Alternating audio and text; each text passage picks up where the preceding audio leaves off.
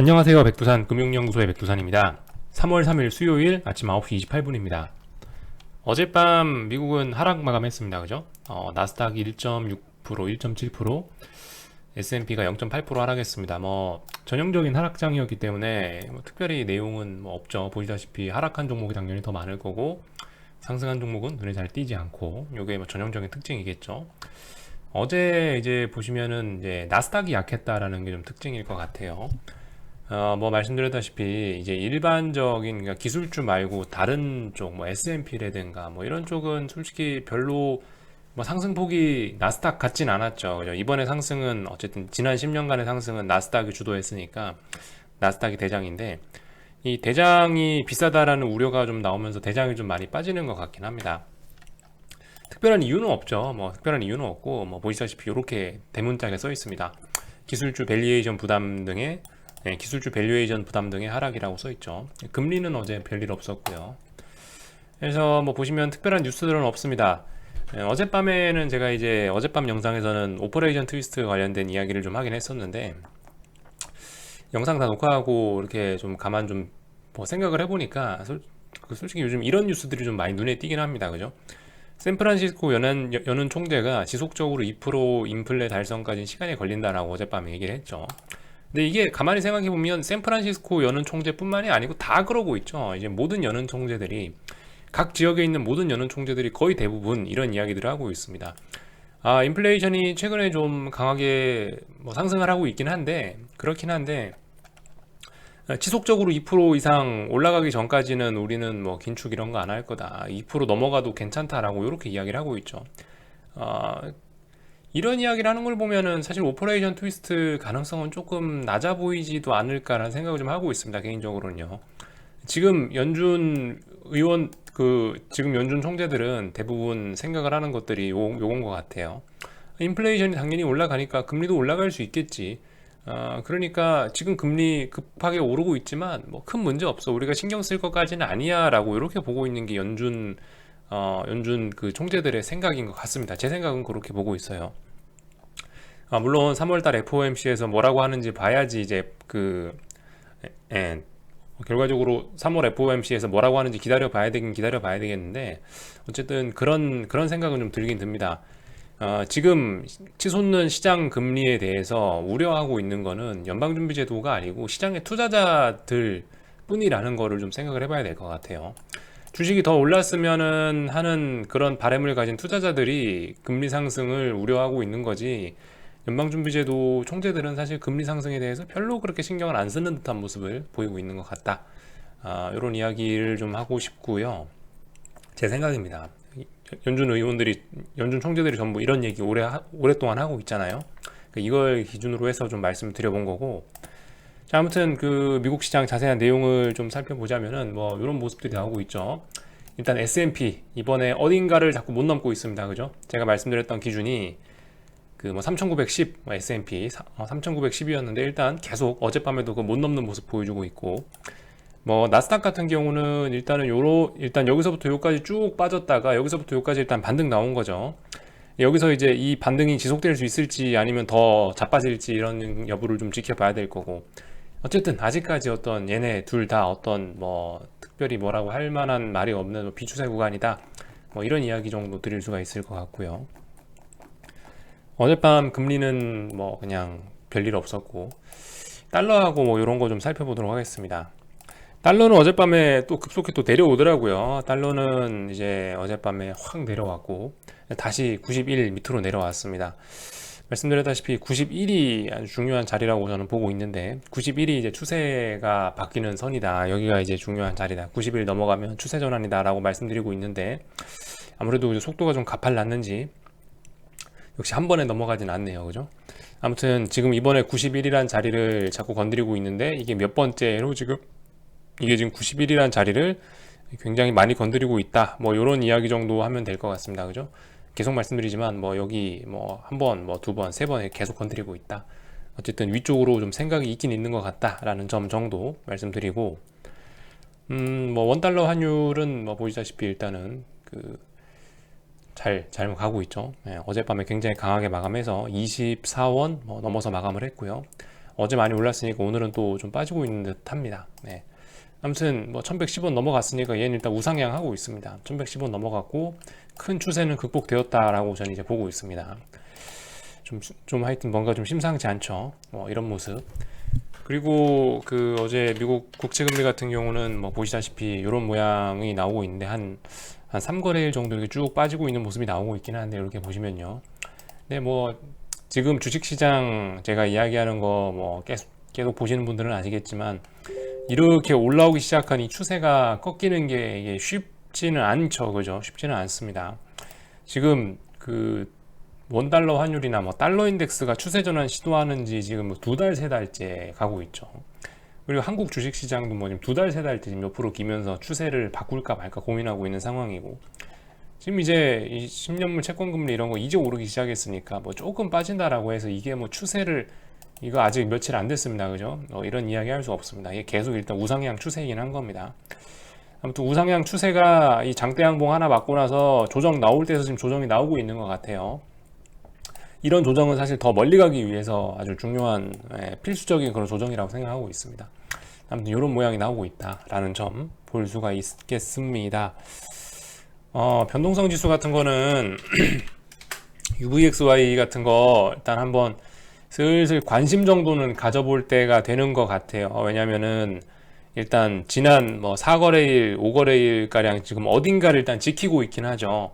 일단 뭔가 해볼 수 있는 어떤 기준 정도는 생겼으니까 이제는 뭐 잘 보시면서 글쎄요, 솔직히 지금 4거래일째 지지했는데 지금까지 UVXY 하는 꼬라지를 보면은 이게 그렇게 지지력이 쉽게 나오지가 않습니다. 몇 달 동안 옆으로 기다가 한번 튀어오르고 몇 달 동안 기다가 한번 튀어오르고 이런 특징을 갖고 있기 때문에 현재 UVXY 지금 한 3거래일, 4거래일 정도 어딘가를 지금 깨지 않고 지키고 있죠. 약하게 지키고 있습니다.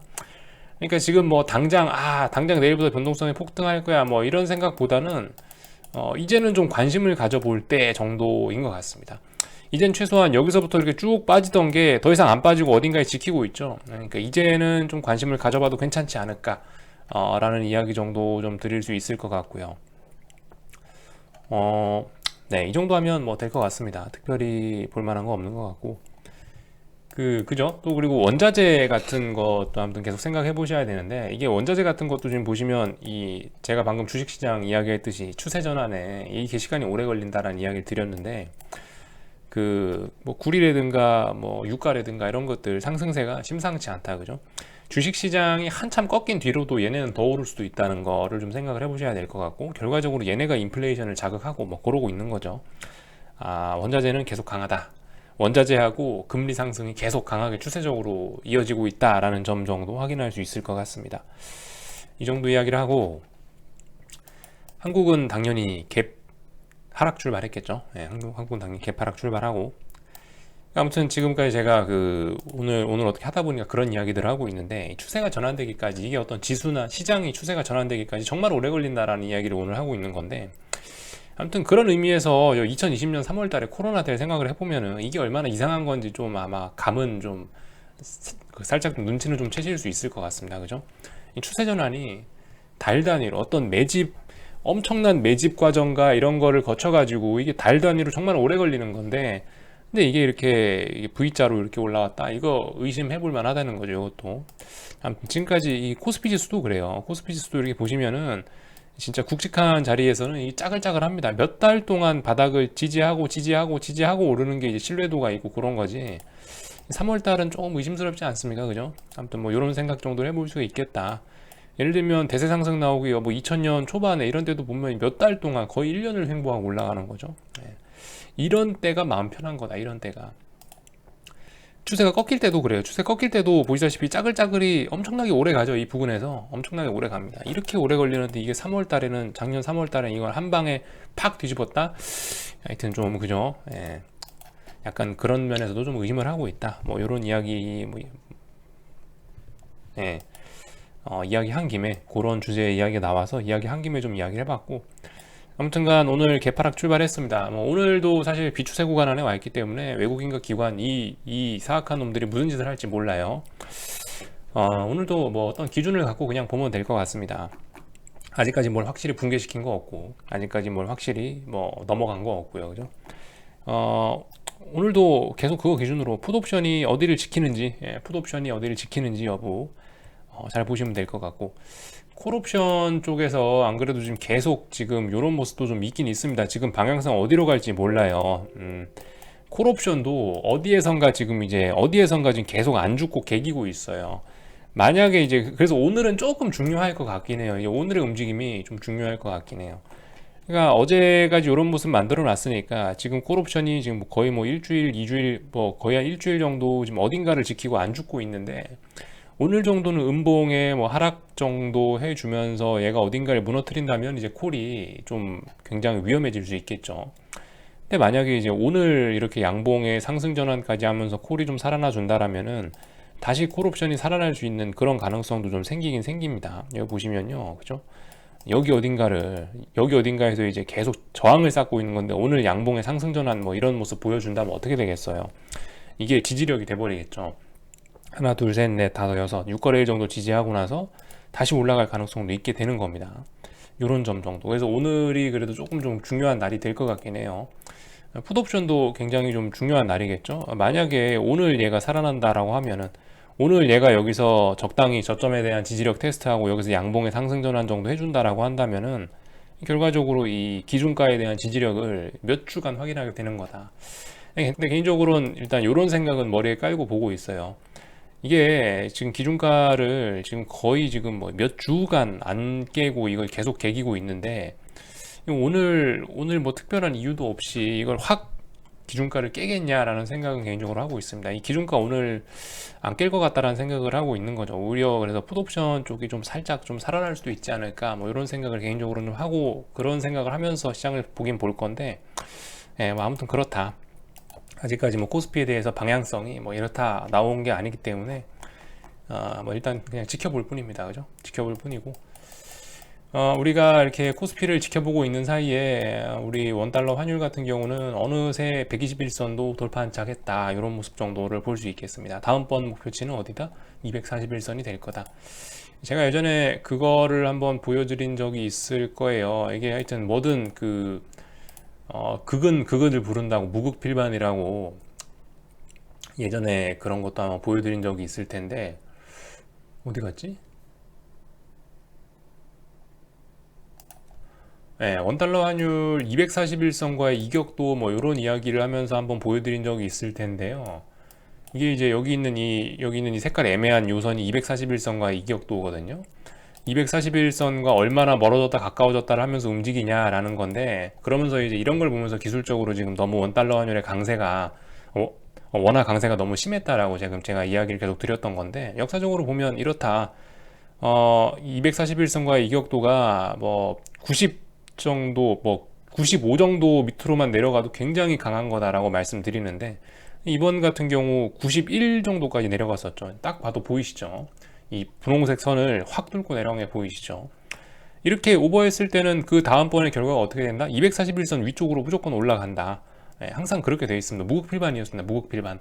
극은 극을 낳는다고, 아래쪽으로 심하게 자빠지면 위쪽으로도 심하게 올라가고, 아래쪽으로 심하게 자빠지면 위쪽으로 심하게 올라가고, 위쪽으로 심하게 가면 아래쪽으로 심하게 가고, 아래쪽으로 심하게 가면 위로 심하게 가고, 다 아무튼 이런 식으로 움직이는 건데, 이번에 어쨌든 유달리 좀 이 241선과 이격도가 이랬으니까 다음번 목표치는 최소한, 그죠? 241선 넘어서서 어떤 추세 상승을 기대해 볼 수 있는 뭐 이런 자리인 것 같다.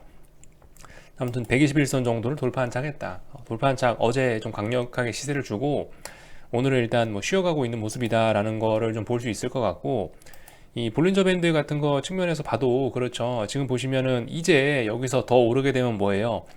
본격적으로 여기서 원달러 환율이 더 오르게 되면은 이제 탄력적으로 오르게 되는 겁니다. 그죠?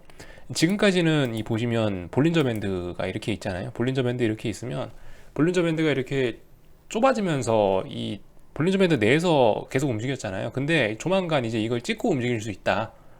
지금까지 힘을 다 모았는데, 예전에는 계속 볼린저 밴드 이 아래쪽에서 움직이던 이제 위쪽으로 올라왔고, 이제 위쪽에 있는 상단선 부분에서 이제 놀고 있죠. 이제 조만간 이제 위쪽으로 찍고 올라가는 일들이 생길 수 있다.